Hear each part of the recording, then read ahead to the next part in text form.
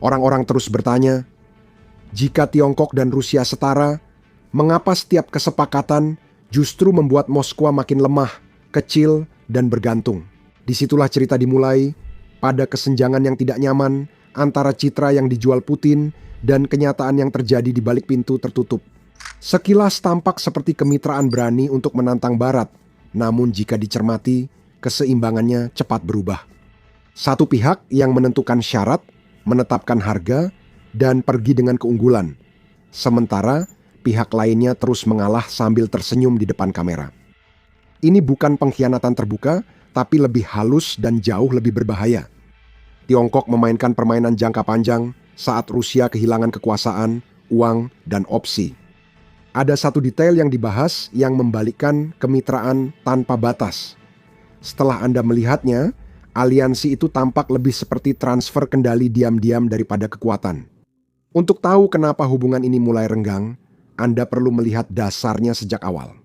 Ketegangan ini bukan bermula dari Ukraina atau sanksi, melainkan sudah ada sejak Tiongkok lemah dan Rusia berkembang.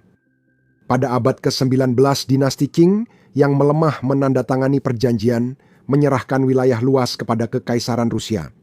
Ya, kota-kota yang sekarang berada jauh di dalam wilayah Rusia, dulu pernah menjadi milik Tiongkok. Kehilangan itu memang tidak pernah menjadi bahan pembicaraan sehari-hari di Beijing, tapi maknanya juga tidak pernah hilang. Bagaimanapun juga, negara-negara besar selalu mengingat wilayah mereka untuk waktu yang lama. Bagi Tiongkok, perjanjian-perjanjian lama itu menjadi pengingat yang tenang, namun terus-menerus bahwa kekuasaan bisa hilang jika tidak bisa mempertahankannya. Lompat ke era Perang Dingin, rasa saling tidak percaya itu sebenarnya tidak pernah benar-benar hilang. Uni Soviet dan Tiongkok komunis seharusnya menjadi saudara. Sebaliknya, mereka malah bentrok berdarah di perbatasan dan saling mengarahkan rudal.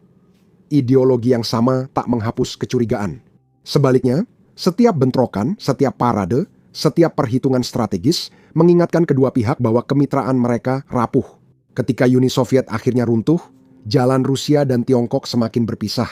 Rusia memasuki era modern dengan senjata nuklir dan tradisi militer kuat.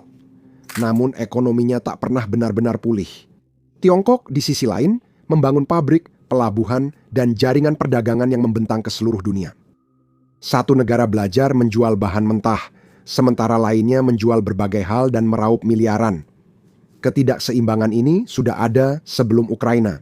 Gagasan tentang kemitraan tanpa batas baru muncul setelah Rusia kehabisan pilihan ketika sanksi diberlakukan. Setelah Crimea, Moskwa tidak beralih ke timur karena suatu rencana cerdik, melainkan karena kebutuhan. Tiongkok menjadi pembeli terakhir, dan Rusia membungkusnya seolah-olah itu adalah pilihan. Pipa energi dijadikan simbol kesetaraan. Latihan militer bersama menunjukkan keseimbangan, namun arus perdagangan menunjukkan hal berbeda. Rusia mengirim minyak, gas, kayu, dan mineral. Tiongkok mengirim barang jadi, mesin, elektronik, dan modal. Satu pihak menggali barang dari tanah, pihak lain menentukan nilainya. Ketidakseimbangan ini sering diabaikan selama perdagangan tumbuh. Bagaimanapun juga, angka dan volume yang terus naik bisa menyembunyikan hampir semua kelemahan, tapi begitu angka-angka mulai turun, tidak ada lagi tempat untuk bersembunyi. Selama bertahun-tahun, Moskwa menyebut pertumbuhan perdagangan sebagai bukti keberhasilan poros itu. Tahun 2024 perdagangan bilateral mencapai rekor tertinggi, namun pada 2025 untuk pertama kalinya dalam 5 tahun, situasi mulai berubah. Perdagangan turun hampir 10% dengan ekspor Tiongkok, terutama mobil, anjlok tajam setelah tarif Rusia dan pengiriman minyak serta gas Rusia melemah akibat harga yang lebih rendah. Ini bukan siklus musiman, melainkan menunjukkan batas pergeseran Rusia ke timur. Tiongkok nyaris tidak terpengaruh dengan mudah melakukan diversifikasi, sementara Rusia tidak memiliki alternatif nyata. Besarnya penurunan bukanlah bagian yang krusial, yang terpenting adalah bagaimana masing-masing pihak bereaksi. Tiongkok tidak gentar karena minyak dan gas Rusia bermanfaat, tapi bukan hal utama. Beijing sudah menyiapkan alternatif di Timur Tengah, Afrika, dan Asia Tengah. Jika satu pemasok merepotkan, pemasok lain bisa langsung menggantikan tanpa hambatan. Namun, Rusia tidak memiliki kemewahan itu. Eropa sudah pergi, India menawar dengan keras, dan setiap pembeli lain menginginkan diskon yang tidak masuk akal. Jadi untuk menjaga harga diri, Moskow mencoba melawan. Mereka menaikkan bea masuk mobil Tiongkok untuk melindungi industri sendiri dan menunjukkan pengaruh. Dampaknya langsung terasa, ekspor Tiongkok semakin turun. Konsumen Rusia membayar lebih mahal, produsen lokal kesulitan, dan hampir semua kerugian ditanggung Rusia. Upaya Moskow bersikap tegas soal tarif seperti adu panco dengan raksasa yang tiba-tiba melepas genggaman dan membuatmu jatuh. Pesannya jelas tanpa kata-kata. Tiongkok bisa pergi kapan saja, tapi Rusia tidak. Ada perubahan lain di balik berita utama perdagangan yang lebih diam, namun lebih berbahaya. Rusia kini hampir seluruh perdagangannya dengan Tiongkok memakai yuan, menyebutnya sebagai kemerdekaan dari keuangan barat. Sebenarnya, mereka hanya mengganti satu penjaga gerbang dengan yang lain. Yuan tidak bebas dikonversi. Perusahaan Rusia bisa mendapatkannya, tapi sulit memindahkan, melindungi nilai, atau menyimpannya aman. Semuanya tergantung pada Bank Tiongkok. Saat mereka mundur, pembayaran dibekukan, kesepakatan berhenti, dan likuiditas hilang seketika. Ini menunjukkan satu hal jelas. Tiongkok tak perlu sanksi karena sudah mengendalikan semua hubungan. Saat perdagangan melambat, itu jadi peringatan. Jika berhenti, itu adalah pernyataan. Energi seharusnya menyatukan Tiongkok dan Rusia selama beberapa dekade, tetapi justru belakangan ini, hal itu menunjukkan dengan jelas siapa yang menentukan syarat-syaratnya. Pada awal tahun 2025, Beijing mulai memangkas impor listrik dari Rusia, dan pada tanggal 1 Januari 2026, mereka memotongnya menjadi nol, mengabaikan kontrak yang berlaku hingga tahun 2037. Harga ekspor Rusia kini lebih tinggi dari harga domestik Tiongkok, membuat pembelian tidak ekonomis. Akibatnya, ekspor yang sebelumnya lancar terhenti dan pembangkit listrik berproduksi tanpa pembeli. Tanpa pidato atau drama, keputusan tegas soal harga membuat Rusia kewalahan bernegosiasi ekspor tanpa jalur alternatif cepat. Yang seharusnya menyelamatkan justru jadi kapasitas terbuang. Pola ini juga terjadi pada minyak dan gas. Pertengahan 2020, 5 perusahaan Tiongkok menunda atau mengurangi pembelian saat risiko sanksi naik. Rusia rugi karena tak ada pembeli lain yang siap menunggu. Ekonomi perang memang bertahan, tapi tidak makin kuat karena hanya menjual bahan baku murah, sedangkan nilainya mengalir ke tempat lain. Ngomong-ngomong soal mengalir, pipa gas Power of Siberia 2 yang banyak dibicarakan akhirnya mendapatkan nota kesepahaman yang mengikat secara hukum pada bulan September 2025 saat Vladimir Putin berkunjung ke Beijing. Namun kemajuan lebih banyak sandiwara politik ketimbang substansi. Sebenarnya keterlambatan pembangunan pipa bukan masalah teknis, melainkan alat tawar-menawar. Tiongkok menunda demi diskon lebih besar, menekan harga mendekati tarif domestik Rusia jauh di bawah harapan Moskow. Kesulitan mencari pasar baru, Rusia akhirnya menerima syarat menguntungkan Beijing. Proyek ini dibangun sekitar 1 dekade, gas pertama kemungkinan baru tersedia pada 2030 atau setelahnya. Pada titik ini, pola itu tak bisa diabaikan. Rusia mengikuti langkah Tiongkok, dan hal ini tak hanya soal pipa gas. Tekanan ekonomi melemahkan negara di semua lini. Namun, di timur jauh Rusia, tekanan itu benar-benar mengubah keadaan selama tahun lalu. Sementara Moskow mengucurkan dana ke Ukraina, perusahaan-perusahaan Tiongkok menyewa lahan pertanian di Oblast Amur, wilayah otonom Yahudi, dan Primorsky Krai. Wilayah ini mengalami runtuhnya pertanian Rusia setelah Uni Soviet bubar. Perlahan, kedelai, logistik, dan perdagangan lintas batas beralih ke tangan Tiongkok. Kota-kota Rusia menyusut karena anak mudanya pergi, sedangkan kehadiran Tiongkok tumbuh stabil dan perlahan. Pertumbuhan ini kini hampir mustahil dibalikkan. Akhir 2025, perusahaan Tiongkok tak sekadar berdagang lintas negara, tapi sudah hadir langsung di lapangan. Di tempat-tempat seperti wilayah otonom Yahudi, lahan yang telah kosong selama bertahun-tahun tiba-tiba mulai digarap lagi, diubah menjadi perkebunan kedelai skala besar untuk memasok rantai pasokan Tiongkok. Ini bukan sesuatu yang dramatis, melainkan praktis. Ladang kosong bisa dimanfaatkan oleh pihak bermodal dan sabar. Setelah aturan visa berubah, semuanya jadi lebih cepat. Rezim bebas visa timbal balik selama 30 hari mulai diberlakukan. Dampaknya langsung terasa. Hanya dalam minggu pertama Januari 2026 lebih dari 10.000 orang melintasi pelabuhan perbatasan Soifanhe saja. Itu merupakan lonjakan sebesar 83% dibandingkan tahun sebelumnya. Hotel-hotel lokal penuh, pasar kembali hidup, uang Tiongkok mulai beredar di tempat uang Rusia sudah lama mengering, dan disitulah demografi diam-diam mengunci ketidakseimbangan tersebut. Wilayah timur jauh Rusia telah menyusut dan menua selama puluhan tahun, turun hampir sepertiga sejak 1991 dengan etnis Rusia meninggalkan wilayah itu lebih cepat dari sebelumnya. Tiongkok Utara tetap padat, dinamis, dan kaya modal. Orang-orang berpindah, uang mengikuti, dan ketika populasi runtuh, kedaulatan tidak langsung hilang begitu saja, melainkan melemah terlebih dahulu, jauh sebelum ada bendera yang berubah. Moskwa tahu bahayanya dan mencoba menghentikan kerugian, jadi mereka bertaruh habis-habisan. Pada 1 Januari 2026, Kremlin meluncurkan zona pengembangan lanjutan internasionalnya, menawarkan kepada investor asing, terutama investor Tiongkok, pajak perusahaan nol selama 10 tahun, kontribusi sosial yang lebih rendah, dan zona bebas bea cukai. Di Krai Promoski, mereka bahkan menguji coba Taman Agroindustri Gabungan Rusia-Tiongkok. Pesannya sederhana, investasikan, bangun, tetaplah. Hampir semua kesepakatan diterima, asalkan wilayah tetap ada, namun biayanya jarang diungkapkan. Uang sangat diterima, pengaruh tidak dibicarakan, kendali diam-diam ditunda, kedaulatan menjadi sesuatu yang perlu dikhawatirkan. Pada saat yang sama, sesuatu yang lain mulai terjadi, lebih halus, tapi tetap mengungkapkan. Media Tiongkok mulai menghidupkan nama-nama sejarah lama untuk kota-kota di wilayah Rusia yang telah lama tak digunakan, kini kembali muncul di media cetak. Tidak ada ancaman, tidak ada klaim resmi, hanya pengingat, sinyal lembut dan terus-menerus bahwa sejarah diingat dan waktu berpihak pada Beijing. Ini bukanlah sesuatu yang terburu-buru, memang tidak perlu, kehadiran saja sudah cukup, dan kesabaran melakukan sisanya. Rusia sangat memahami dilema ini.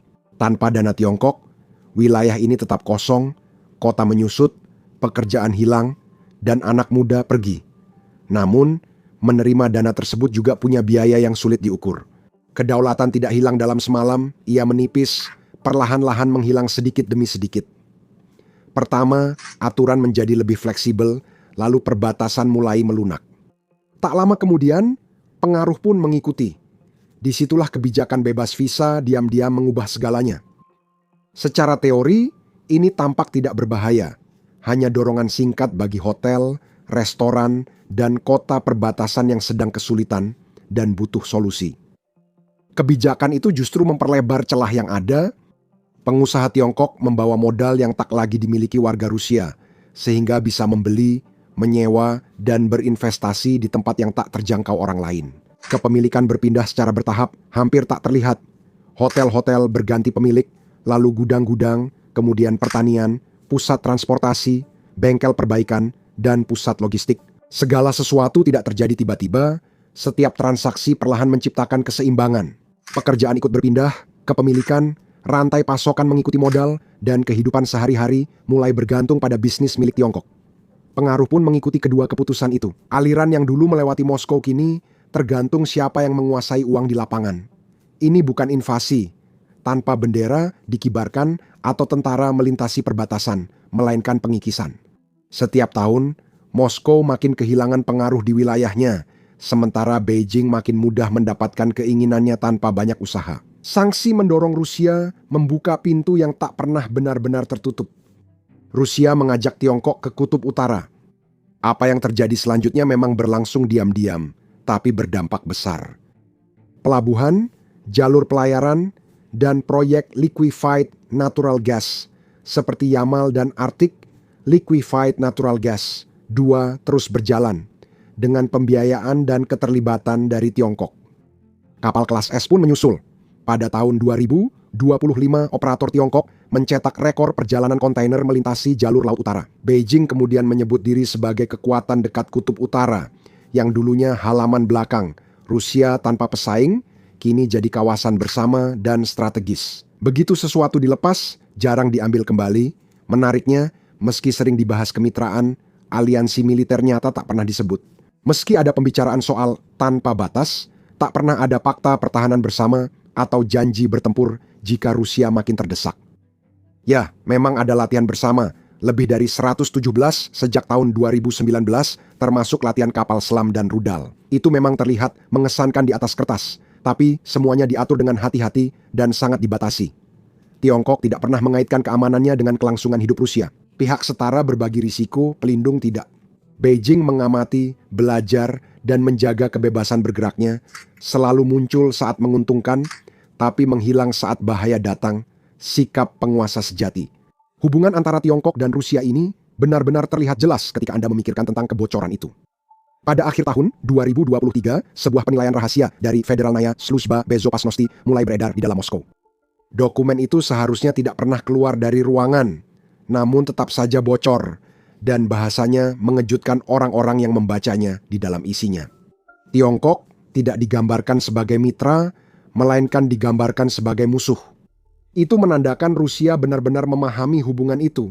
Dokumen itu memperingatkan Dinas Intelijen Tiongkok secara aktif dan sistematis merekrut ilmuwan, insinyur, dan spesialis militer Rusia. Orang yang punya akses ke program senjata canggih, data medan perang dari Ukraina, infrastruktur Arktik, dan perencanaan militer jangka panjang sedang didekati melalui pertukaran akademis, usaha bisnis, dan proyek penelitian bersama. Ini bukan rasa ingin tahu, ini adalah persiapan. Kisah teknologi mengikuti pola yang sama. Rusia makin bergantung pada industri Tiongkok yang tidak bisa mereka tiru atau ekspor secara kompetitif. Secara bersamaan, perusahaan Tiongkok memanfaatkan pengetahuan dirgantara, keahlian nuklir, dan pengalaman tempur Rusia. Menjelang akhir tahun 2025 Rusia bahkan mulai mendapatkan komponen nuklir penting dari Tiongkok karena kekurangan dalam negeri. Ya, pikirkan itu. Saat Rusia menguras kemampuannya, Tiongkok justru memetakan semuanya. Setiap pelajaran perang jadi data, kelemahan akibat sanksi jadi alat tawar, konsesi jadi preseden. Meski tahu hal ini, Moskwa tetap terbatas pilihannya. Mengusir personel Tiongkok berisiko dibalas, memperketat pengawasan bisa membuat investasi hengkang. Bicara terbuka bisa merusak citra yang menjaga hubungan. Secara publik tetap hangat, tapi kepercayaan hancur secara pribadi. Para analis akhirnya tak lagi menghindari frasa yang paling tepat untuk situasi ini. Negara vasal. Cerita kemitraan itu pun bukan lagi milik Rusia. Di banyak wilayah selatan global, media Tiongkok melukiskan Beijing sebagai pihak stabil dan Moskwa sebagai mitra junior yang sembrono. Pujian datang seiring jarak, pengaruh mengikuti kredibilitas. Kredibilitas tak lagi berasal dari Moskwa. Rusia masih memakai bahasa kekaisaran, tapi ekonominya berbeda. Bahan mentah keluar, barang jadi masuk, kekuatan penetapan harga ada di tempat lain. Tidak diperlukan pendudukan.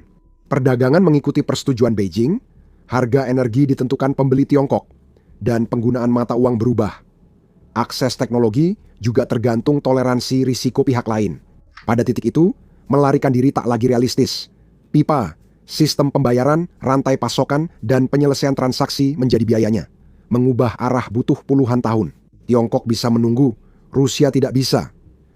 Ketergantungan tidak ditentukan oleh kepatuhan, tetapi oleh tidak adanya alternatif. Dan ironi dari hal ini sangat jelas terlihat. Rusia menginvasi Ukraina untuk lepas dari dominasi Barat, tetapi justru makin bergantung pada kekuatan lain yang menuntut kepatuhan diam-diam, bukan kesetiaan terbuka. Tiongkok menjaga Rusia tetap bertahan tanpa terlibat langsung. Barang penggunaan ganda tetap diperdagangkan, perdagangan terbuka. Mesin perang Rusia terus berjalan meski terseok-seok. Saat Beijing menghindari tanggung jawab dan perang berlarut, Tiongkok makin berpengaruh. Dengan biaya kecil, sanksi berjalan meski tak sesuai harapan Moskwa. Rusia bertahan dengan mengorbankan kedaulatan, sementara Tiongkok mewarisi pengaruh yang belum pernah dimiliki Barat. Bukan karena lebih lembut, tapi lebih sabar. Kekuasaan biasanya tidak hilang dalam ledakan.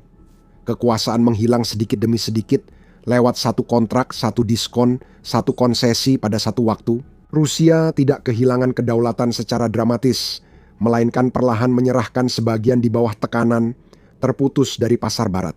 Dilemahkan perang dan terjebak ambisi, Moskwa memberi Tiongkok hal yang paling dihargai kekuatan baru, pengaruh. Tanpa tanggung jawab, Tiongkok tidak mengkhianati Rusia, mereka hanya berhenti berpura-pura setara.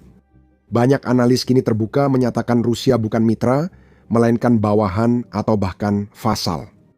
Buktinya sudah terlihat jelas. Pertanyaan utamanya hanya seberapa lama Tiongkok akan menganggap fasal ini layak dipertahankan.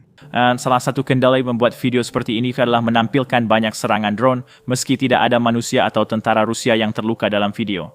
YouTube biasanya melakukan demonetisasi atau membatasi video kami, bahkan dalam seminggu terakhir kami memiliki 4 video perang yang didemonetisasi menurut YouTube. Menampilkan serangan drone atau rekaman garis depan tidak ramah bagi pengiklan sehingga video tersebut dibatasi. Namun inilah kenyataan dari peperangan modern dan inilah perang yang sedang dihadapi dan coba untuk dihadapi oleh rakyat Ukraina. Kami yakin penting meliput ini, sehingga kami meluncurkan platform kami sendiri, dasar-dasar bisnis, yang kami bangun dari awal tanpa batasan. Oleh kami tidak perlu mengaburkan serangan drone kami tidak perlu mengaburkan rekaman garis depan, dan kami tidak perlu mengaburkan pangkalan udara Rusia yang dihancurkan. Selain itu, kami juga tidak menayangkan iklan apapun di situs tersebut. Nah, dengan begitu, kami tidak perlu menyensor diri karena pengiklan tidak suka dengan liputan kami. Situs ini didanai dari dukungan Anda, bukan iklan. Jadi ide jika Anda adalah seseorang yang tertarik dengan liputan seperti ini. Dan jika Anda ingin menonton video kami tanpa sensor dan mendapatkan konten bonus yang tidak bisa kami unggah di YouTube, maka pastikan untuk bergabung bersama kami di basicsinsider.com. Anda bisa klik tautan di deskripsi atau scan kode QR di layar. Dengan bergabung, Anda dapat menonton semua konten yang sudah dan akan kami unggah. Selain itu, Anda juga akan langsung mendukung liputan kami dan mendukung channel kami, jadi terima kasih banyak. Nama saya Sam dan sampai jumpa di video berikutnya.